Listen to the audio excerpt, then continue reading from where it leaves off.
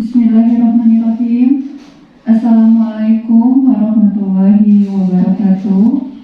Selamat pagi, salam sejahtera untuk kita semua. Yang terhormat SMK Negeri 3 Sukatani, Bapak Ujang Hambali, SPD, MNPD. Yang terhormat Bapak Ahmad Munawar, SPDI, selaku Ketua Pelaksana, serta siswa-siswi baru SMK Negeri 3 Sukatani yang saya cintai. Pertama-tama, marilah kita panjatkan puji dan syukur kehadirat Allah Subhanahu wa Ta'ala yang telah memberikan rahmat dan hidayahnya kepada kita semua, sehingga kita dapat berkumpul pada hari ini dalam acara pengenalan lingkungan sekolah tahun pelajaran 2021-2022. Acara selanjutnya yaitu materi pengenalan lingkungan sekolah. Materi pertama tentang sekolah ramah anak dan deklarasi anti kekerasan oleh Ibu Leni Herlina. Kepada beliau, saya persilahkan. Perkenalkan, nama Ibu Leni Herlina. Ibu adalah salah satu guru BK di SMKN 3 Sukatani ini. Di sini Ibu akan membahas tentang sekolah ramah anak atau kita singkat SRA dan deklarasi anti kekerasan. Ada yang udah tahu apa SRA itu? Oke, jadi sebelum masuk ke materi, Ibu akan menyebutkan dulu pasal 28B ayat 2 Undang-Undang Dasar 1945 menyebutkan bahwa setiap anak berhak atas kelangsungan hidup, tumbuh, dan berkembang serta berhak atas perlindungan dari kekerasan dan diskriminasi. Apa sih Bu, kok ada pasal 28B ayat 2 tentang hak anak, tentang perkembangan anak, juga tentang perlindungan? Karena tidak dipungkiri, pada zaman ini ataupun pada zaman lalu, kekerasan pada anak dan penyalahgunaan hak-hak anak itu telah terjadi di berbagai negara. Lalu diperkuat dengan pasal 54 Undang-Undang Perlindungan Anak yang menyatakan anak di dalam dan di lingkungan sekolah wajib dilindungi dari tindakan kekerasan yang dilakukan oleh guru, pengelola sekolah, atau teman-temannya di dalam sekolah yang bersangkutan atau lembaga pendidikan lainnya. Kalian sebagai siswa-siswi SMK 3 Sukatani yang baru masuk telah dijamin dan telah memiliki undang-undang bahwa kalian itu harus dan wajib dilindungi di lingkungan sekolah. Jadi tidak boleh ada lagi diskriminasi dari guru ke anak ataupun adanya kekerasan dari guru ke anak sebagai siswanya. Lalu karena dua pasal itu, maka sekolah wajib diadakan sekolah ramah anak atau SRA. Dari sini udah paham ya. Jadi kenapa sih harus ada SRA? Kenapa Ibu harus menjelaskan tentang SRA itu? Sekolah ramah anak, kalau kita artikan sebagai pendidikan formal, non-formal, dan informal yang memberikan pemenuhan hak dan perlindungan khusus bagi anak, termasuk mekanisme pengaduan untuk penanganan khusus di sekolah. Penanganan khusus di sekolah itu apa sih? Masih banyak lagi, kita akan bahas selanjutnya. Lalu setelah pengertian SRA itu, konsep sekolah anak itu seperti apa? Nah, konsep sekolah anak untuk menjadikan sekolah kita ramah anak itu ada terdiri dari B, bersih, A, aman, R, ramah, I, indah, I lagi, inklusif, S, sehat, A, asri, dan N, nyaman. Loh, kok konsep sekolah banyak banget sih? Maksudnya apa? Harus ada bersih, harus ada aman, harus ada ramah, harus ada indah, harus ada inklusif, harus ada sehat, harus ada asri, harus ada nyaman pula. Mari kita bahas satu-satu ya.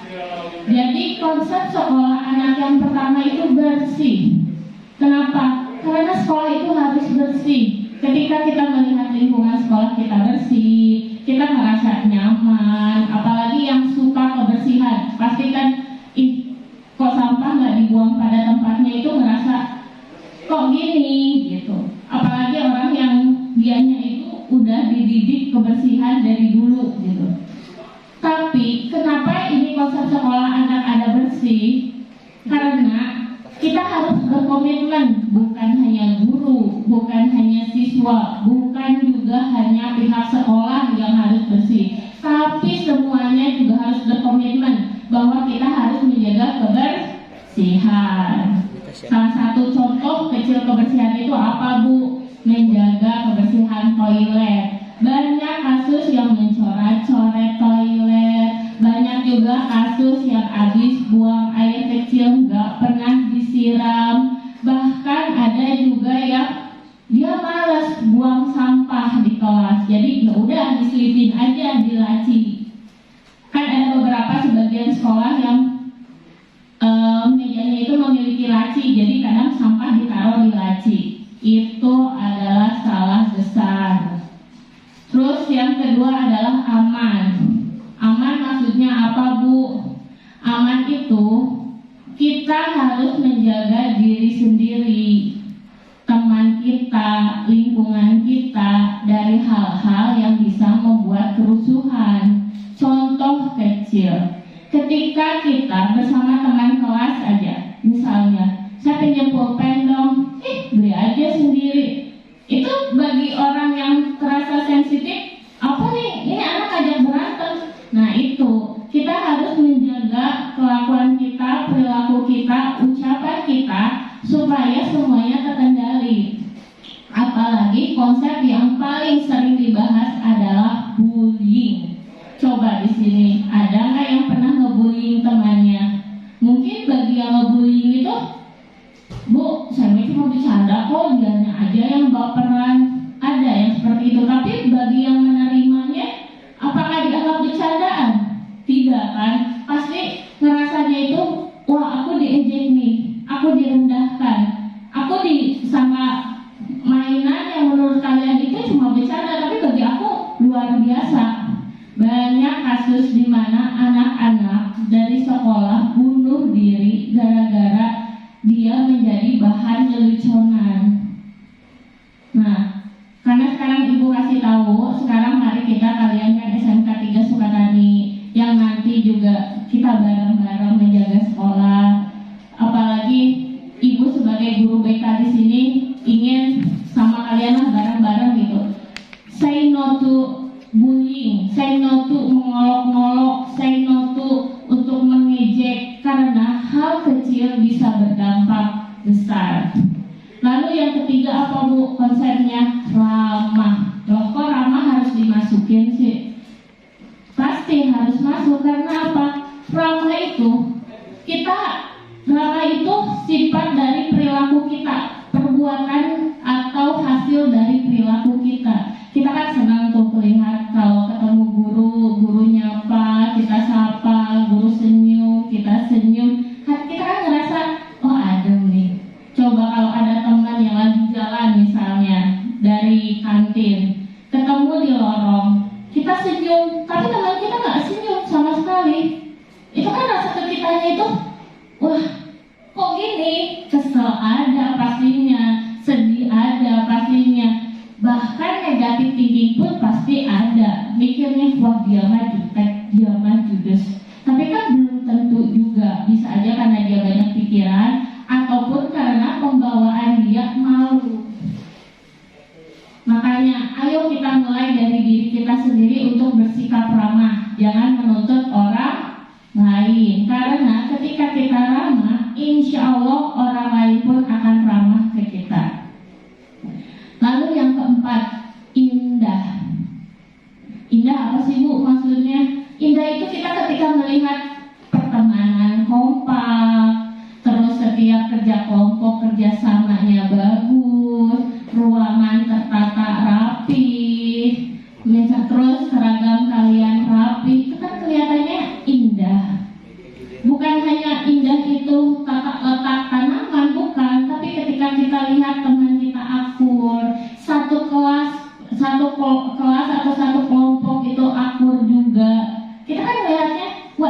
nih, aku betah di sini gitu.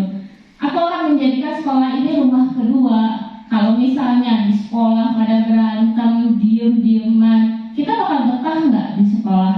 Nggak mungkin kan? Apalagi kita harus ingat bahwa di sekolah itu kita plus minus 8 jam dalam sehari, Senin sampai Jumat. Mungkin ada yang kurang dari 8 jam. Tapi dengan waktu yang seperti itu, pasti kita inginkan bahwa sekolah kita itu kita anggap rumah kedua, di mana kita betah, bahkan kita ingin lagi datang besoknya, dan besoknya lagi. Lalu yang selanjutnya, inklusif. Inklusif itu bisa diartikan melibatkan. Enak gak sih kalau kita sekolah tapi lebih ke otoriter? Kamu gak boleh gini, pokoknya patuh gini. Kau pasti gak mau pengennya?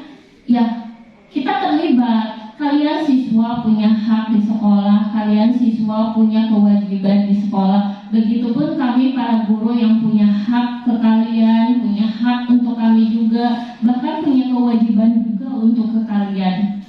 Jadi, kalau di sekolah itu kita anggap sebuah lembaga, di mana lembaga itu kita saling kerjasama di dalamnya, kita saling ketergantungan, kita saling bahu-membahu, kita saling berkomitmen untuk satu sama lain. Emang wajib ya Bu harus kerjasama. Kerjasama dalam artian misalnya di sekolah diadain ekstrakurikuler misalnya. Nah, kalian itu bebas mau ngikutin apa aja. Kalian bisa menjadikan sekolah kalian rumah kedua dengan cara menyatu dengannya atau terlibat di dalamnya. Lalu konsep yang selanjutnya, sehat. Kenapa sih harus sehat? Apalagi di masa pandemi ini, kita itu wajib menomorsatukan sehat. Karena apa?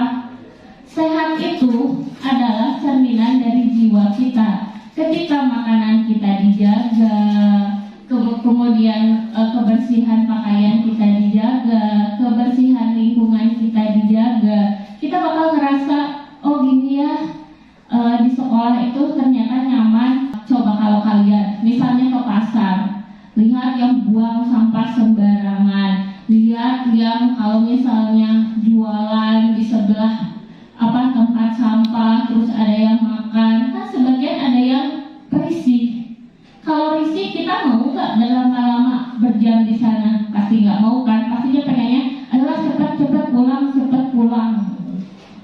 Terus yang selanjutnya adalah asri. Asri itu adalah kedamaian, atau kita bisa lihatnya adem, istilah lainnya. Kita lihat lingkungan kita asri, banyak pepohonan, terus tata ruang kelasnya bagus, tata tumbuhannya juga bagus, terus toilet bersih, kan kita rasanya enak ya, betah gitu. Lalu selanjutnya terakhir nyaman. Loh, kok kenapa sih Bu nyaman? Karena itu dari bersih, dari aman, dari ramah, dari indah, dari inklusif, sehat, asri akan menghasilkan kenyamanan. Maka dari itu, kenyamanan itu akan kita dapat jika kita tidak menuntut orang lain, tapi melibatkan diri kita sendiri bersama lingkungan. Lingkungan terlibat, kita terlibat, orang lain terlibat. Lalu Bu, SLA itu selain konsepnya ada lagi nggak sih Bu? Kayak prinsip atau apa? Ada. Prinsip sekolah ramah anak terdiri dari 3. Yang pertama adalah non-diskriminasi. Tidak boleh membeda-bedakan anak. Seperti yang udah dijelasin, kenapa tidak boleh membeda-bedakan anak? Karena kita terlahir berbeda-beda. Namun perbedaan itu bukan untuk diolok-olokkan ataupun untuk disombongkan. Kita itu sama semuanya. Kalian masuk ke SMK ini bareng, jadwal pendaftarannya bareng, persyaratannya sama, lalu kalian lulusnya juga bareng-bareng. Jangan menjadikan perbedaan ras, agama, ataupun kekayaan orang tua itu menjadi suatu pembeda. Bu,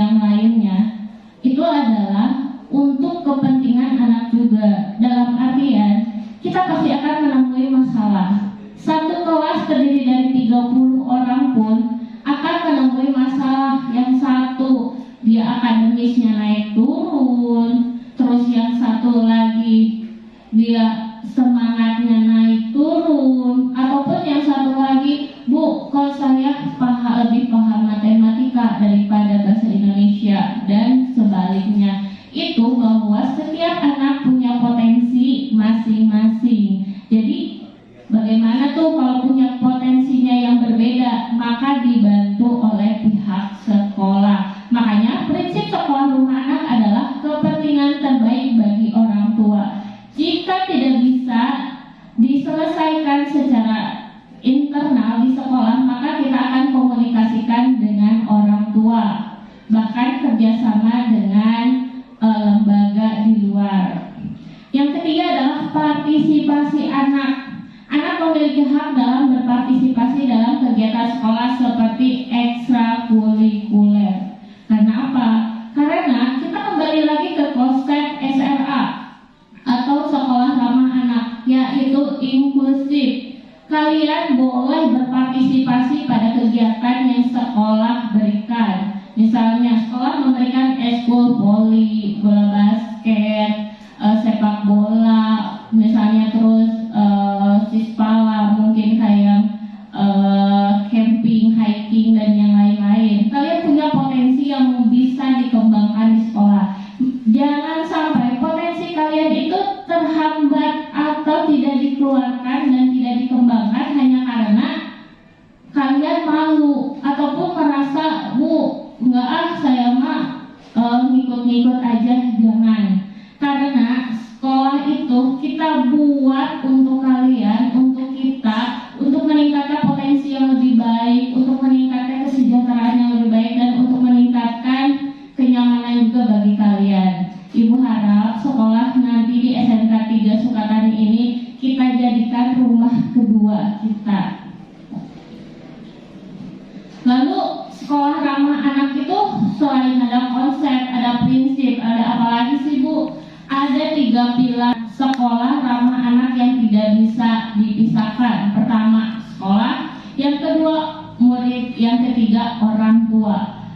Semuanya itu menyatu dalam segitiga yang bisa disebut segitiga atau sikel atau apapun, di mana di dalamnya ada komunikasi. Tidak boleh sekolah membatasi komunikasi kepada orang tuanya ataupun murid membatasi komunikasi kepada orang tuanya tentang sekolah. Tidak boleh. Kita semua harus melibatkan sekolah, murid, orang tua dalam pencapaian tujuan kita di sekolah ini. Untuk apa sih? Masalah apa yang kita dapatkan di sekolah ini? Lalu hal-hal apa yang tidak kita dapatkan di sekolah ini? Tapi tujuannya yaitu untuk meningkatkan potensi kalian, bukan untuk memecah belah ataupun membuat kerusuhan. Lalu tujuan sekolah ramah anak itu diantaranya: pertama, mencegah kekerasan terhadap anak dan semua warga sekolah. Jadi kalian udah tahu kan tujuannya apa, terus kewajiban kalian apa yang harus kalian hadapi, harus kalian lakukan di sekolah supaya membuat sekolah kita itu nyaman sebagai rumah kedua kita. Yang kedua adalah menciptakan hubungan antar warga sekolah yang lebih baik, akrab, dan berkualitas, yaitu 3 pilar tadi: sekolah, orang tua, murid. Lalu yang ketiga adalah anak terbiasa dengan pembiasaan yang positif. Jadi maksudnya itu pendidikan karakter. Kalian tahu gimana harus bersikap sopan, gimana harus bersikap ramah, gimana harus bersikap layaknya sebagai seorang siswa kepada guru ataupun guru kepada siswa, dan bagaimana kalian bisa mengambil hal-hal yang positif di sekolah. Lalu yang keempat adalah mencegah kecelakaan di sekolah yang disebabkan prasarana maupun bencana alam. Prasarana itu seperti toilet, ruang kelas, dan maupun bencana alam. Di sekolah-sekolah lain suka ada yang namanya pelatihan kebakaran ataupun bencana. Kalau di Jepang itu setiap kali ada alarm tentang gempa, mereka akan bisa dengan sigap bagaimana harus melakukan hal itu. Lalu bagaimana sih kalau misalnya ada kebakaran, nanti bakal ada pelatihan-pelatihan di sekolah lain tentang bagaimana jika menghadapi kebakaran. Soalnya kan tidak dipungkiri juga, kita kadang panik. Dalam ratusan orang, jika terjadi sesuatu, panik. Jika tidak adanya pelatihan ataupun kalian mengetahui harus apa yang dilakukan, itu bakal menyebabkan hal-hal yang tidak terduga, malahan lebih parah.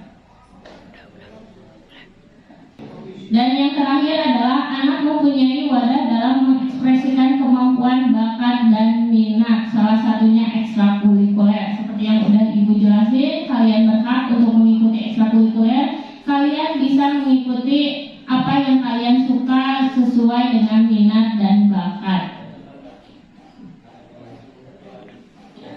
Sejatinya sekolah ramah anak tidak bisa berjalan sendirian.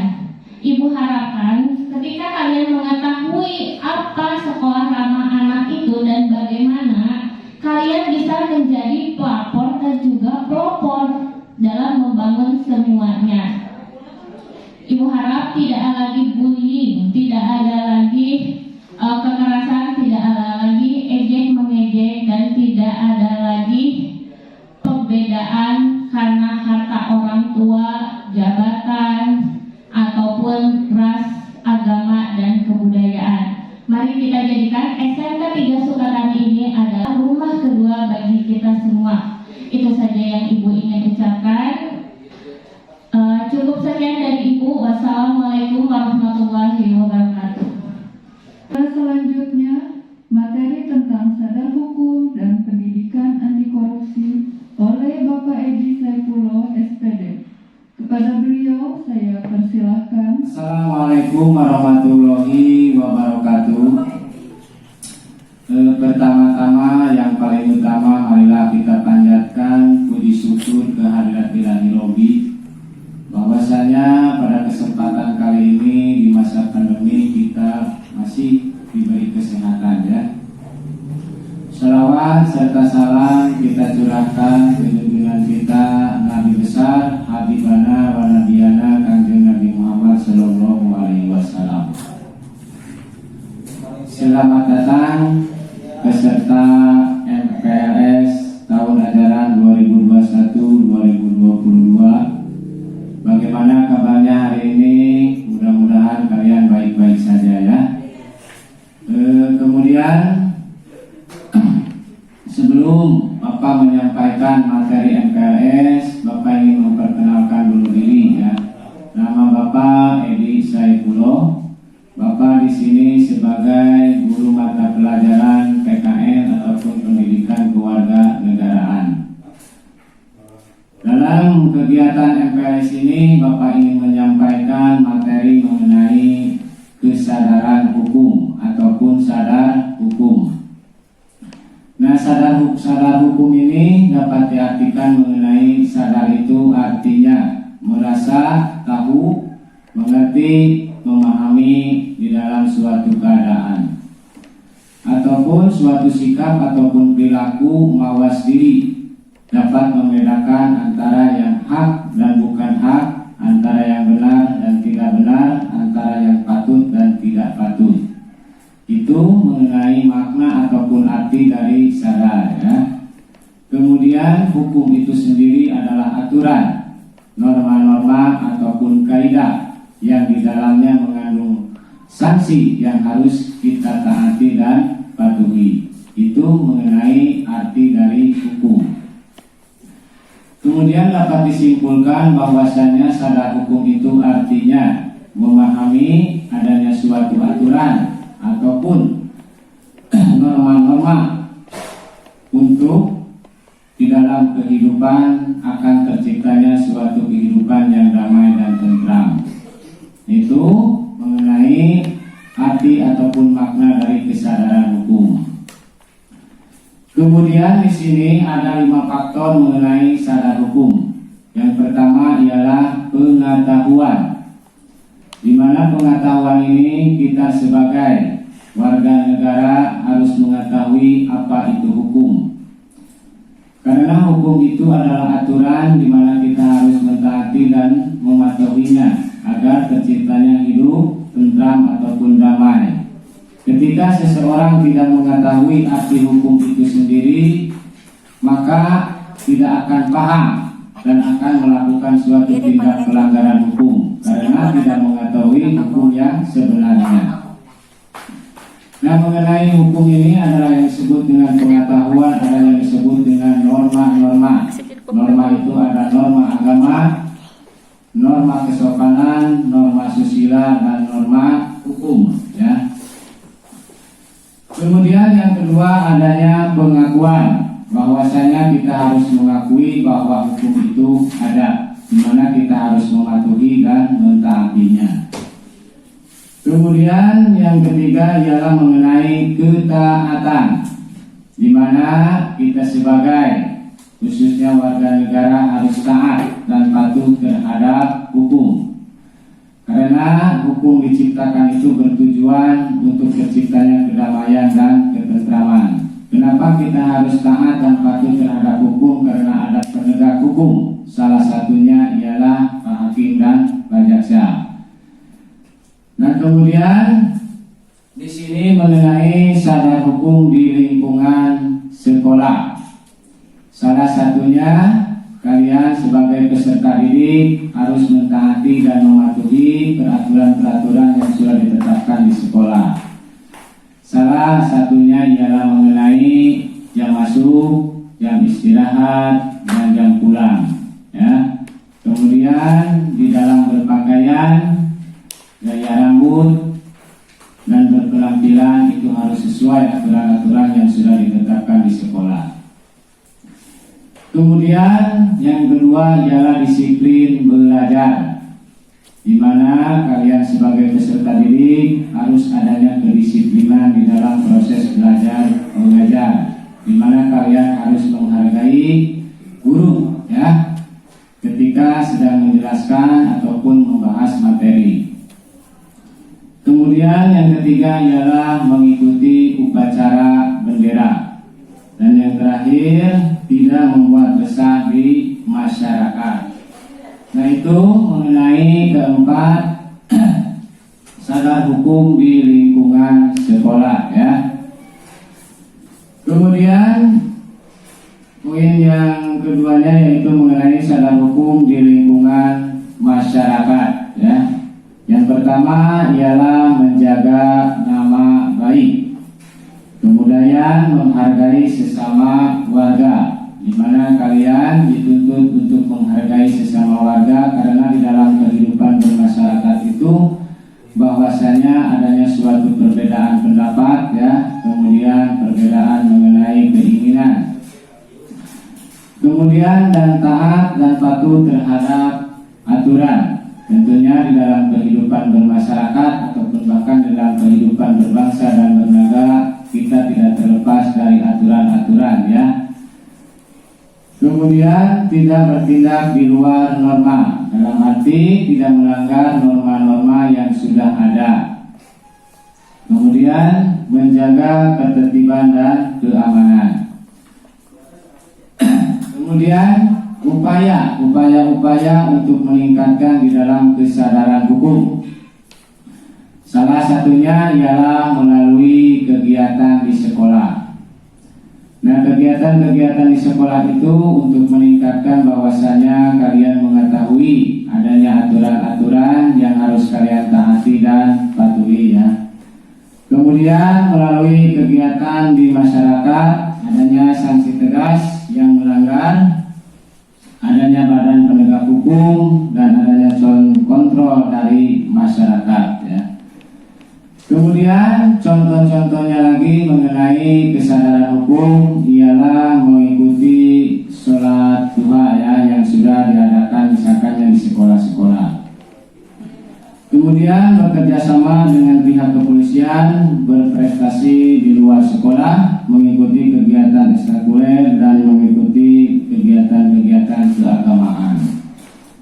Nah, itu mengenai kesadaran hukum dimana kalian sebagai peserta MPLS ataupun sebagai peserta didik nantinya memahami bahwasanya aturan-aturan yang diberlakukan di sekolah itu harus diketahui terlebih dahulu. Ketika kalian sudah mengetahui dan menyadarinya, tentunya kalian akan memahami dan mengerti, pada akhirnya kalian akan mentaati. Jadi sadar di sini tidak adanya unsur paksaan ya dari pihak manapun, misalnya dari pihak sekolah, orang tua ataupun teman. Jadi kesadaran itu tumbuh di dalam hati sanubari kalian. Mungkin itu saja yang bisa Bapak dapat sampaikan. Mudah-mudahan ada manfaatnya. Akhir kata, Assalamualaikum warahmatullahi wabarakatuh.